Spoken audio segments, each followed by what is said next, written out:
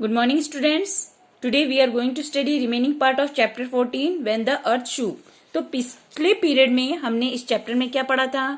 Earthquake के बारे में पढ़ा था। अर्थक्वेक में क्या क्या होता है? अर्थक्वेक में जमीन हिलने लगती है, जो मकान होते हैं, पेड़ होते हैं, पोल्स होते हैं बिजली के, वो सब गिर जाते हैं और लोग उसके नीचे फंस जाते हैं, दब जाते हैं, लोगों की मृत्यु हो जाती है और जानो माल का इस प्रकार नुकसान होता है।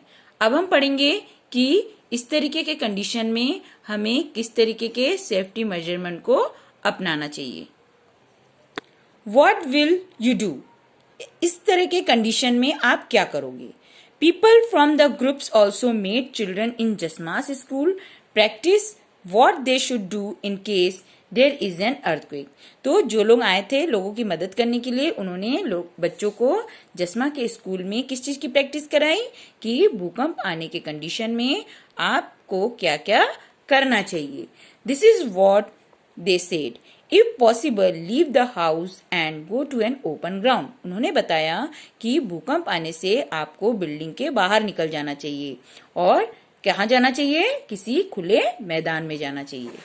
नेक्स्ट उन्होंने बताया, if you can not go out of the house lie down under a strong things like a table and hold on tightly. और अगर मान लीजिए आप मकान से बाहर न निकल पाए तो आपको किसी मजबूत टेबल के नीचे या किसी मजबूत सामान के नीचे इस तरीके से उसको टाइटली पकड़कर बैठ जाना चाहिए और इतना टाइटली पकड़ना चाहिए कि वो आपके हाथों से स्लिप ना हो और तब तक बैठना चाहिए जब तक पृथ्वी हिलना बंद ना हो जाए, धरती हिलना बंद ना हो जाए। Have you been told in your school or anywhere else about what to do in case of an earthquake? आपने कभी ना कहीं स्कूल में या घर में आपको किसी ने बताया ही होगा कि अर्थक्वेक आने की कंडीशन में इस तरीके से हमें करना चाहिए या फिर कौन कौन से दूसरे भी मेजरमेंट बताए होंगे जो हमें ध्यान रखना चाहिए। अब हम दूसरे नेचुरल डिजास्टर के बारे में पढ़ेंगे जो है ड्रॉट। ड्रॉट मीन्स क्या होता है? सूखा। If there is no rain crops can fall and there can be a drought। अगर बहुत लंबे समय तक बारिश नहीं होगी तो क्या होगा? जो पेड़ पौधे हैं या जो फसल है वो सारे मर जाएंगे। तो इस तरीके के कंडीशन को क्या कहते हैं? ड्रॉट।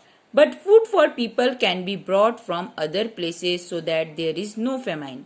तो खाने की कमी होने से क्या होगा? हमें दूसरी जगह से सामान मंगाना पड़ेगा और इस तरीके के कंडीशन में दूसरी जगह से जब सामान मंगाया जाता है तो फेमाइन की कंडीशन नहीं बनती, which means people don't have to stay hungry and they don't die of hunger, ताकि उन्हें भूखा न रहना पड़े या भूख से उनकी मृत्यु न हो।